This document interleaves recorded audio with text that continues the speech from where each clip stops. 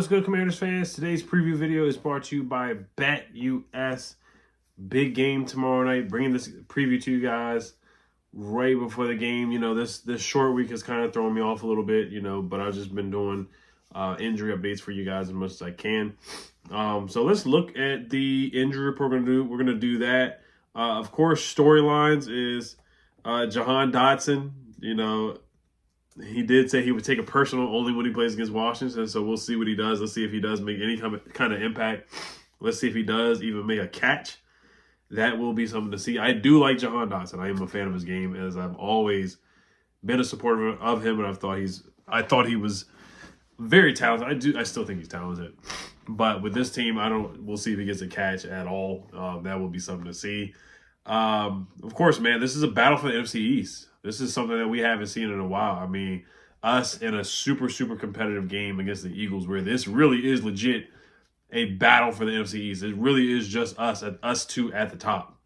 Everybody, the Giants are out of it. The Cowboys are done. That's it. It's really us. And both games that we play each other, this game and the one in Washington, are super, super, super important for the playoffs and for the NFC East Championship. So those storylines, of course, Kellen Moore, Dan Quinn, Joe Witt Jr., they were all on the same staff with Dallas, so there's connections there. And, it's just going to be a tough NFC East game for sure, man. It's going to be a fun game on Thursday Night Football, Amazon Prime. It's an exciting game. It's an exciting game. Let's look at the injury report. I'm going to make this preview quick, guys, because it's the day right before the game. I usually do it, when it's on Sunday, I do it Friday. 2 days before the game. But injury report, the most notable guys, of course, Marshawn Lattimore is out. Nick Ballore is out. The special teams ace, and Austin Seibert most likely will not be playing, so Zane Gonzalez will have to step in. Excuse me. And Zane did a good job on Sunday against the Steelers. He made the 48-yard kick, so I'm not really concerned about that too much. I think the weather's going to be good tomorrow night as well. Brandon Coleman is questionable. Brandon Coleman's questionable. Cornelius Lucas is questionable. Andrew Wiley's questionable. I think 2 out of the 3 will play at least, or maybe all 3 will play. Andrew Wiley did set up as an emergency player, and then Cornelius Lucas has been trending towards playing. Brandon Coleman played last week, so I think he'll play again. Excuse me. Brian Robinson is going to play, so that's great news that he's going to play. We need him. He has done well against the Eagles in the past. I remember the Monday Night Football game where we beat them in Philly, and he had that tough touchdown run, so it's going to be huge that he's back. Cleveland Farrell limited. Cornelius Lucas limited. I already talked about him. Dante Fowler, full participant, so that's good because he's been a dog this year. Noah I, full participant. And Jordan McGee, full participant. Jordan Mailata was a full participant for the Eagles, so we'll see if he plays. Nakobe Dean limited. Dallas Goedert limited, so it looks like Dallas Goedert is going to play. Devontae Smith was limited with a hamstring injury, but he's going to play. Darius Slay is going to play, and Bryce Huff is going to play as well. So that is the injury report right there for you guys. Team captains are Zach Ertz. I should call him No Yak Zach. That's what Philly fans call him, and that's what we see from him here. He is a captain. This will be his first game going back to Philly, so I think he's going to be impactful in this game. I think Jaden's going to target him, and they're going to make sure that he gets the football, so he can get somewhat of a revenge game. It might not even be a revenge game for him. It's just a homecoming game or coming back or going back to Philly type of game. Who else is captain? Jeremy McNichols is a captain, and also. Who else was a captain, man? Jeremy McNichols, Zach Ertz, and then somebody else was a captain. I can't remember. I gotta pull it up. I think it was offensive lineman. Sorry, guys. This winter weather is getting me a little bit. But where is it at, man? I don't even know why it's not pulling up. Zach Ertz, Mikey Samerstill. Shout out to Mikey. Shout out to the rookie. He's been playing good football. So he's a captain, so that's good news for him. All right, so let's get to the preview and keys to victory here, guys. Before we do that, I want to give a quick shout out to BetUS. Make sure you guys sign up with BetUS. First-time users, you get a 150% deposit bonus match up to $2,000 on your first deposit using promo code YouTube150. Then on your second and third deposits using BetUS, you get a 125% deposit bonus match up to $2,000 using promo code YouTube150 on BetUS. All right, so my play of the day is Terry McLaurin over 4.5 receptions. Let's look at Terry's game log against the Eagles. Even his rookie season, he had 5 catches in that game for 125 yards. The second game of his rookie season against the Eagles was 5 catches for 130 yards. He is an Eagle killer. Just like Santana Moss was a Cowboy killer, Terry is an Eagle killer. And people are talking about, oh, Quinyon Mitchell. Quinyon, are you kidding me? A rookie corner? You think a rookie corner is going to slow down Terry McLaurin? Get out of here. Come on now. And Darius Slay, he loves Terry McLaurin. Darius Slay goes on his podcast ranting and raving about Terry McLaurin and talking about how good of a player Terry McLaurin is every time we play against the Eagles. Oh, and also another storyline is that, the whole Cooper DeJean trade, we traded with the Eagles. We traded with the Eagles. Adam Peters has made a couple moves with the Eagles so far. Even going back to last year, Terry had 5 catches for 63 yards and 8 catches for 86 yards in the first game, and then 5 catches for 63. And then 2022, he had 8 catches for 128 yards. And then also September 25th, 2022, he had 6 catches for 102 yards. So this man dominates. Even in games where he had low yardage, he gets like a bunch of targets. He gets a bunch of catches against the Eagles. It is what it is with the Eagles. He owns the Eagles corners. He just owns them. That's just what it is. So that's my play of the day for Terry. Lock that in on BetUS. Also, there's a lot of props that I would look at on BetUS is Saquon rushing yards, AJ Brown receiving. How could you not look at AJ Brown's receiving yards with Ben St. Jude's guarding him, or whichever corner we're going to put on AJ Brown? I mean, you got to take a look at that. It's like 82.5 receiving yards. Saquon 95.5 rushing yards is very, very high. I don't like a high total like that or a high prop like that, but it's Saquon. So I mean, he may jump over somebody's head backwards. So you got to take a look at that. This should be on BetUS. And then those are the props that I like for the most part. Terry receiving yards as well. Those are the props that I'm looking at on BetUS. All right. So keys to victory here. I'm going to make this short and sweet, guys. Let's start off with the offense. Jaden Daniels has to be sharper. He has to be sharper, and I think he has to use his legs this game. I know the Steelers did a good job bottling him up, but we do have to establish the run game. And I think he looks more healthy in practice. The practice clip where he was running around and saying, I'm back. He looks more healthy. And I think, especially receivers dropping the football, I think he may have to use his legs a little bit more. I know we don't want to see him do that, but in order for him to be turned up, like Dan Quinn says, I think he has to be effective using his legs and use that dual threat ability and take the soul from the Eagles defense on that 4th and 3 or that 3rd and 5, that 3rd and 6 where he's just running and scampering. Excuse me, for a first down. So I think that's something that Jaden's going to have to do. All right. And Jaden's got to be sharp, man. He did miss a couple throws last week. Excuse me, against the Steelers on Sunday. He missed Luke McCaffrey over the middle. He missed Olamide over the middle. He underthrew Noah Brown. Noah Brown should have caught it. And another huge key for me is catching the football. Noah Brown's got to catch the football. Olamide's got to catch the football. De'Ami Brown with a terrible drop. We had 6 drops last week. Luke McCaffrey had a drop on the sideline.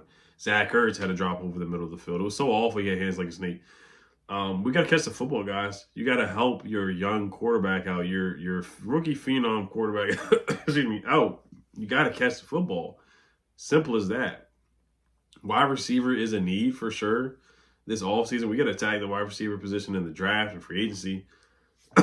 Excuse me, sorry, guys. But we got to catch the football. And Jaden's hitting guys right in their chest and they're just dropping football. So if we have no margin for error, because A.J. Brown's not going to drop the football. Devontae Smith's not going to drop the football. Dallas Goedert's not going to drop the football. So we don't have time for that. Olamide muffing punts. They're not going to do that. They're not going to shoot themselves in the foot. So we have no margin for error against their offense, especially with our defense. Our defense is going to give up points. They're going to give up at least 25 points tomorrow night. Can we match that energy like we always do? And this might have to be a Bengals type of game, excuse me, where we got to put up points to win. It could be a 35-30 game or 34-31 type of game. It certainly could be like that. It could be a game where Jaden has to put on his Houdini. Jaden Houdini put the team on his back and get drives going and just like the Bengals game and put up 35 to 38 points. But we can't do that when we're dropping passes because we didn't do that against the Bengals. We didn't do that against the Cardinals. The Browns, we weren't dropping passes. But for some reason, the Steelers, the Ravens game, dropping passes. And we can't do that. We have no margin for error tomorrow night. Establish the run game with B-Rob, Eckler, McNichols, Rodriguez will probably be inactive. But we do, we do have to establish, a run game. No penalties in the red zone, no illegal man downfield. That's self-explanatory. That's stuff that has killed us in the past. When or when not to go for it on fourth down. Are we going to be aggressive on fourth down? I think this is a game where, just like the Bengals game, where we had to be aggressive on fourth down. Just that's our identity. We have done well on fourth down. We've only missed one fourth down. So I think being aggressive, but when to take the field goal, when to take the points, when to be aggressive and go for it on fourth down. I think we've done a great job of that and deciding when and when not to do that. Protect Jaden as always. Special teams, no muff punts, clock management, 2-point conversions, and timeouts before the end of the half. I always talk about that all the time. All right. Excuse me. Defense. Get pressure on Jalen Hurts, man. Get pressure on Jalen Hurts. Make him uncomfortable. Make him beat us. Keep him in the pocket. But there are some statistics that are showing that he has not done well outside of the pocket. So this year he's averaging 3.09 seconds per throw, which is the longest in the NFL. And he's throwing on the run, which is the fifth highest rate in the NFL. But he has not fared well when throwing on the run. He's 19 of 41 on attempts for 183 yards and only one touchdown when he's been throwing on the run. So 19 of 41 is not good at all. And he's averaging 4 yards when throwing on the run this year. The league average is 6. So he's 2 yards below the league average when he's throwing on the run. So for whatever reason, when he's been throwing on the run, he's not been doing well this season. So get him uncomfortable. Get him throwing on the run. I know typically he does well on the run, but for whatever reason this year he's not done on the run. You do want to keep him in the pocket, be disciplined in your rush lanes, but get him off balance and get him throwing on the run. And he has been very uncomfortable. You got to stick to your receivers. Of course, he is a runner. He is a dual-threat quarterback. The tush push is coming, so be prepared for that. Keys to victory as far as like A.J. Brown and Devontae Smith, just nothing cheap, nothing deep. May have to play too high. Keep a safety over on A.J. Brown's side just to help out Benjamin St-Juste. Mikey Samerstill or Noah I match him up against Devontae Smith. And then A.J. Brown, you just got to be physical. You got to be physical. We can't let him go deep. And they will go for it on fourth down. We know this. They will do the tush push, and they will, excuse me, throw the ball deep to A.J. Brown on fourth down as well. They don't give a crap. They a 50-50 situation with A.J. Brown. They love that. And he bails out Jalen Hurts a lot. He bails him out a lot. Jalen Hurts has turned the football over this season. He had a fumble and an interception against the Cowboys on Sunday. So ball is life as always. Ball is life. So we got to force a turnover, guys. We got to force a turnover. Get pressure on Jalen Hurts. I already talked about that. Philly, they're 23rd in sacks allowed. They have given up 27 sacks this season. I know they're getting Jordan Mailata back, but they have given up a lot of pressures and they have given up a lot of sacks. Jalen Hurts does like to hold on to the football. Slow down Saquon, which is easier said than done. Try to keep him under 70 yards, and I feel like we have a good chance. Now, he is an incredible player. He does that crazy jumping a hurdle over people backwards, which was insane. But we got to find a way to tackle, wrap him up, and keep him contained. I think 70 yards is realistic. You're not going to keep him below 50 yards. That's just not possible, in my opinion. But if we can keep him around 70 yards, I feel like we have a chance. And that's really it, guys, for the keys to victory right there. Third down defense is going to be huge. They're 15th on third down, so they're middle of the pack. They're not great. They're not bad, but getting off the field on third down is going to be huge for us. All right, so this is what I got happening. I got us losing this game, unfortunately. I have us losing 30-23. I think it's going to be similar to the Ravens game where we're playing keep up, catch up a little bit. I think it's going to be a little bit closer than the Ravens game. I would say like 30-24. 30-24 we lose just because the defense is not going to be able to hold up. Ben St-Juste is not going to be able to hold up. And our secondary is just not going to be able to hold up. And then Saquon, we struggle to stop the run as well. So it's just the matchup is not good right now. And then when we do get Marshawn Lattimore back in a couple weeks, I will feel more confident about it. But I think we're going to be able to move the ball on them. Like, I don't think we're going to have a problem moving the football in Philly. Like, their defense to me, excuse me, is a little overrated than what people have it. Like, before they went on this stretch, before they played a bunch of bad teams, like I'm looking at their schedule, they played the Giants, the Jaguars, the Cowboys with Cooper Rush and Trey Lance. They played the Bengals without T. Higgins. They played the Browns with Deshaun Watson. And that's their 5-game winning streak. But if you look at some of the numbers before they went on that 5-game winning streak, they were 25th defense in EPA per play, 21st in passing yards allowed, 22nd in passing yards per attempt allowed, 26th in rushing yards per carry allowed before they went on that 5-game stretch where they played Daniel Jones, Cooper Rush, Trey Lance, Deshaun Watson, and the Jaguars, who are 2-7, 1-7. Their season's basically over. And the Cincinnati Bengals without T. Higgins. You know, so that's where I feel like their numbers have been inflated. Their defense. I'm not saying they're a bad defense, but I just don't think their defense is as good as what the numbers suggest right now. And they're going to run the heck out of the football. They're like number 2 in rushing attempts, maybe number 1, other than Baltimore and us, really.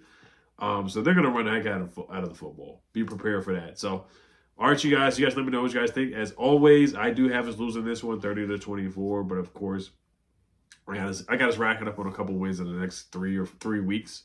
The next 2 weeks before the bye for sure, and then after the bye, I got us racking up a couple wins after this game. And when we go back to DC, Orlando, or Maryland, I got us beating them for sure. As always, shout out to BetUS. You guys let me know what you guys think.